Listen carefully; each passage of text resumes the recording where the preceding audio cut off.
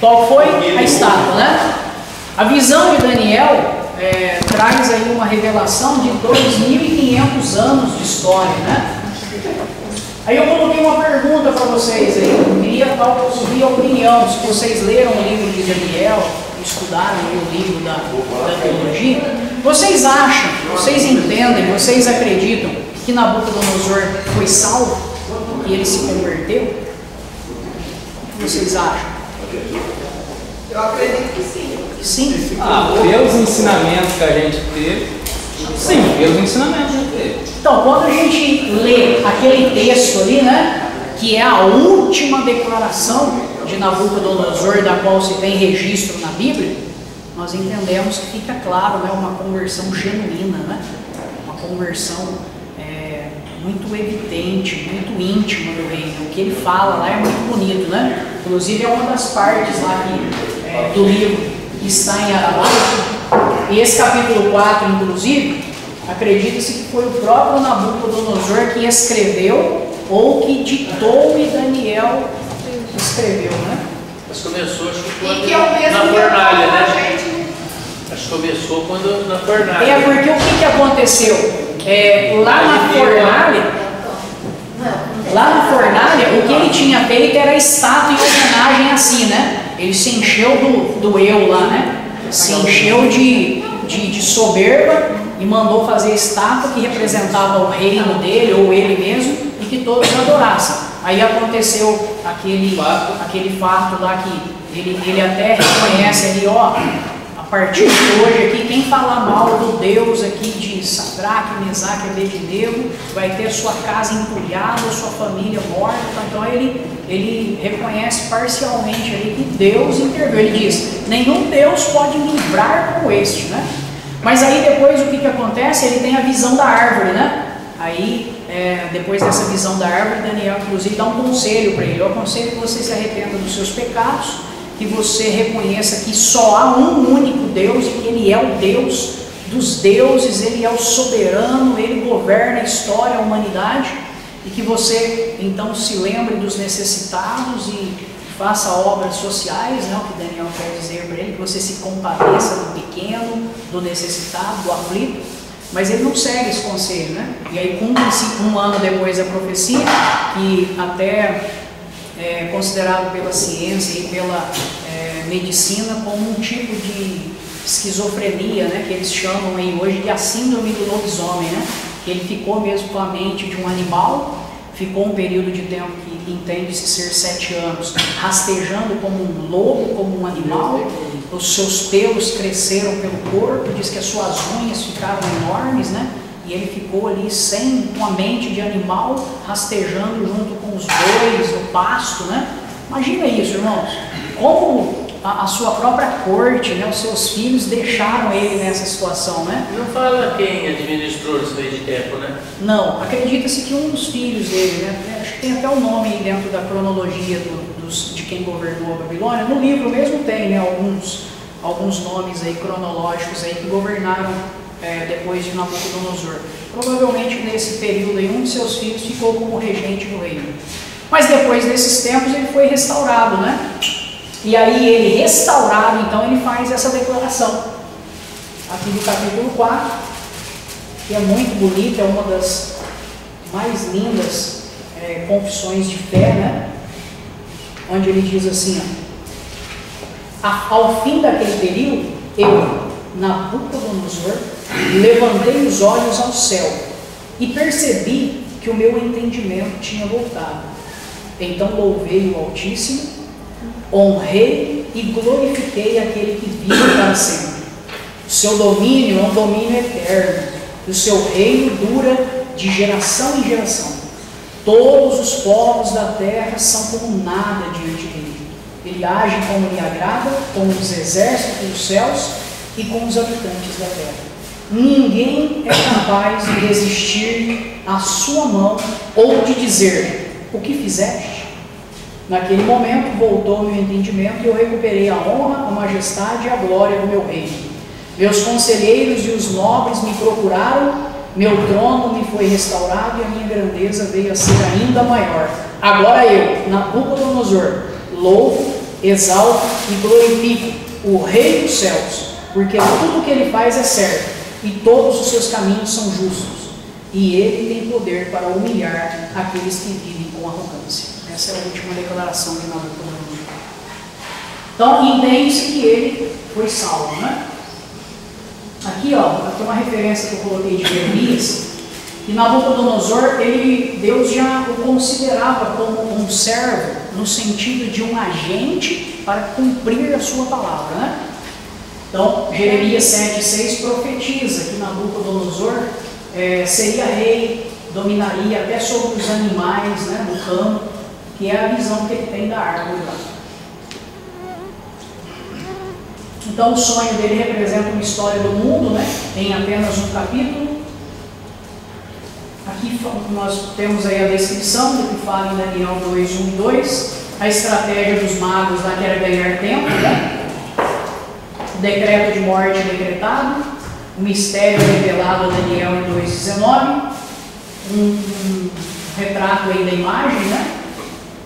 E a sua explicação, né? Daniel diz: Babilônia é a cabeça de ouro, depois de ti se levantará um reino inferior ao teu, que era o reino Medo-Persa, representado pela prata, depois o reino de Alexandre o Grande, né? Que é o terceiro reino de bronze, o Império Romano, representado pelas pernas de ferro, e os pés da estátua, que eram em parte de ferro e em parte de barro, é compreendido como o Império Romano decaindo, perdendo forças. Essa mistura aí é interpretada como várias alianças políticas que eles fizeram através de casamentos para tentar restaurar o Império Romano, mas não conseguiram e foram minados pelas 10 tribos bárbaras que compõem hoje 7 das principais nações europeias. Vamos relembrar aqui, ó, como caiu, né, a Babilônia, como se desenrolou aí essa história dos impérios mundiais. Então o Império Neo-Babilônico está ali, né, de 605 a 539, olha lá os reis que eu falei lá, né? Então a gente tinha lá o Nabopolassar, que era o pai de Nabucodonosor. Nabucodonosor reina um bom período, né, acho que 65 anos que representa isso aqui. Aí o Evil-Merodach aqui reina alguns anos só. Neriglissar reina apenas 4 anos, 6 anos, né? 4 anos. Labás e Marduk reina apenas dentro desse mesmo ano aqui onde Neriglissar sai. Nabonido fica como rei de 556 a 539. Ele entrega a corregência do reino a Belsazar em 539, quando ele vai em uma das batalhas onde ele é morto, inclusive. Então, Belsazar não era filho de Nabucodonosor, mas sim filho de Nabonido e então neto de Nabucodonosor. Nabonido acho que era genro dele, né? Acredita-se que era filho, era casado com a filha dele, né? Então, isso, no caso aqui, o Belsazar seria um neto de Nabucodonosor. É isso aí. A filha dele era casada com Nabonido. Então, em 13 de outubro de 539, Ciro ele consegue transpor as muralhas lá impenetráveis, né? Que inclusive eu trouxe isso aqui, vocês podem passar de mãos em mãos aí para comprovar. Por que as muralhas da Babilônia eram consideradas intransponíveis? Porque além de todas aquelas dimensões lá que nós já vimos, ela era circundada, a cidade, pelo grande Eufrates, né? Então o rio se tornava uma proteção natural à cidade. E de cima das muralhas eles conseguiam se defender bem, com vários equipamentos de guerra que lançavam grandes flechas em grandes distâncias, né? Então eles se defendiam bem de cima de suas muralhas.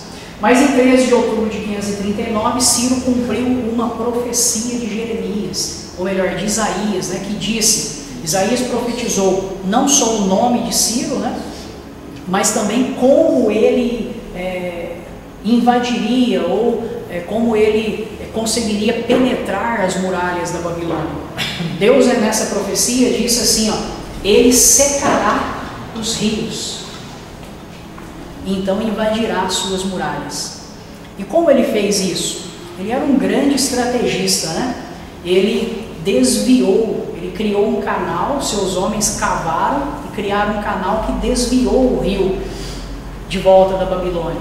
Isso aconteceu exatamente em 13 de outubro, e isso é confirmado por dois historiadores, Heródoto e também Flávio José, que dizem que nessa noite de 13 de outubro de 539, Belsazar estava dando aquele banquete e bebendo vinho nas taças que pertenciam ao templo do templo de Salomão, da cidade de Jerusalém, naquela festa, naquela orgia toda. E enquanto ele dava aquela festa, Ciro já estava invadindo a cidade com seu exército. Ela caiu subitamente. Esse é um cilindro, um artefato histórico, né? Nesse cilindro aí há algumas inscrições que comprovam a vitória de Ciro, que fala de como ele invadiu a Babilônia. É um artefato arqueológico. E aí o que ele fez, né? Então ele secou ali, ó, os canais do Eufrates, ó, e entrou na cidade por baixo desses canais. O Império Medo-Persa então durou até 331. Vem Alexandre o Grande com o Império Grego-Macedônio. Durou até 168, e aí então os romanos criam, pelo menos em extensão, o maior império que já existiu, né? Vai até 476 depois de Cristo, né? Então o Novo Testamento ele se passa dentro desse período aí do Império Romano, profetizado já por Daniel. Para quem Roma perdeu o seu poder, né? Segundo alguns historiadores, como esse Edward Gibson, nos capítulos 26 a 36 desse grande livro que ele escreveu, é considerado um dos maiores livros de história desse autor. Ele diz que quando Rômulo Augusto, o último imperador de Roma, cai, eles perderam o seu poder ao longo dos anos e foi minado por essas 10 nações, dessas 10 tribos bárbaras. Os álamos se tornaram os alemães, os francos se tornaram o que hoje é a França, os burgundos se tornaram a Suíça, os suevos se tornaram Portugal, os visigodos aqui a Espanha, os saxões a Inglaterra e os lombardos a Itália. E essas 3 tribos aqui acabaram extintas, né? Alguns interpretam até aquela profecia no livro de Daniel, onde ele diz que viu um animal com 10 chifres, que vai minar esse império romano, na descrição. E ele diz que viu que 3 desses chifres caíram para que surgisse um outro, que é o chamado chifre pequeno, que simboliza o anticristo. Algumas interpretações, linhas de interpretação, acreditam que a extinção dessas 3 tribos aqui, ó, seja o cumprimento desses 3 chifres que foram quebrados para que um novo surgisse, né? E esse novo se dará mais no futuro aí. Então o que aconteceria lá nos dias, né, dos pés da estátua? Uma pedra cortada sem auxílio de mãos humanas viria, né, que é o glorioso reinado messiânico aí de que nós tanto aguardamos, né? Vamos lá mudar de capítulo. O que aconteceu lá em Daniel 3? A famosa prova de fogo, né? O rei Nabucodonosor, ele se inchou lá, mandou construir uma estátua. E aí todo mundo tinha que se dobrar. E 3 jovenzinhos lá resolveram não obedecer, né? E aí o que marca esse capítulo é uma famosa frase, né? Todo mundo se dobrou lá e tem 3 indivíduos lá que se recusam. Eles são levados até o rei, e quando eles são levados, a famosa frase que marca esse capítulo é o seguinte, né? Quando eles dizem assim, ó rei, o nosso Deus é o único Deus e é a Ele que nós servimos. Então, quanto a esse negócio de se dobrar, nós não temos que te declarar nada a esse respeito. Nós não nos dobraremos. E o nosso Deus pode nos livrar da fornalha de fogo, e Ele nos livrará. Vírgula. Se não nos livrar, mesmo assim, saiba que nós não nos dobraremos. Então, irmãos, o que é isso? Lição para nós. É fé, né? Isso é fé, gente. Isso é fé. Coragem também. Isso é fé, coragem, audácia, né? Só consegue fazer isso quem está cheio de Deus, cheio da presença de Deus. E eles fizeram, né? E aí diz que quando eles falaram isso, o semblante do rei mudou, né? Ele ficou endemoniado, né? E Jaquis mandou ferver o negócio até mais, né? 7 vezes mais. Então, o que aconteceu? Eles foram jogados dentro da fornalha de fogo ardente, e quando retiraram ele, constatou-se que nem as suas roupas se queimaram, nenhum fio dos seus cabelos, e também que não havia nenhum cheiro, né, nenhum vestígio de fogo, de fumaça em suas roupas, né? E aí a pergunta que a gente coloca, né, poderia isso acontecer novamente, ou foi só aqui 2.500 anos atrás? Nós temos uma descrição lá dentro da grande tribulação, né, onde uma suposta besta lá em um falso profeta, né, fará com que as pessoas se dobrem e adorem a sua imagem, né, ou o seu sistema religioso mundialmente implantado, e diz lá que quem não se dobrou, quem não aceitou ser marcado na testa, né, foi morto, foi vituperado, foi martirizado, né? Mas diz lá de algumas pessoas que serão salvas mesmo nessas condições, não diz? Sim. Não fala lá? O que fala? Fala que aqueles que perseveraram no testemunho de Jesus Cristo e venceram pelo testemunho do seu sangue, esses, diz lá, fizeram parte da segunda ressurreição, né?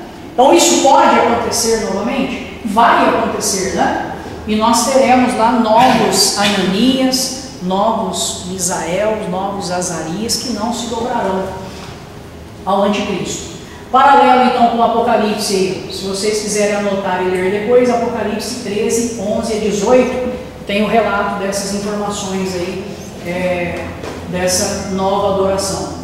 O paralelo que traça-se do livro de Daniel com o Apocalipse, o capítulo 3, 1, com o capítulo 13 de Apocalipse, os capítulos 3, 2 a 3, 6, com os respectivos versos ali de Apocalipse, né?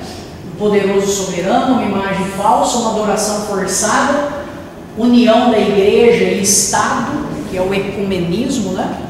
E a pena de morte para aqueles que não adorarem, né? Então apenas 3 não se prostraram. É muito pouco, né, diante de um povo enorme. Alguns comentaristas fazem a seguinte pergunta e colocam depois as suas sugestões, né? Somente o Misael, Ananias e Azarias não se dobraram. Aonde estava Daniel nesse capítulo? Ele não estava ali.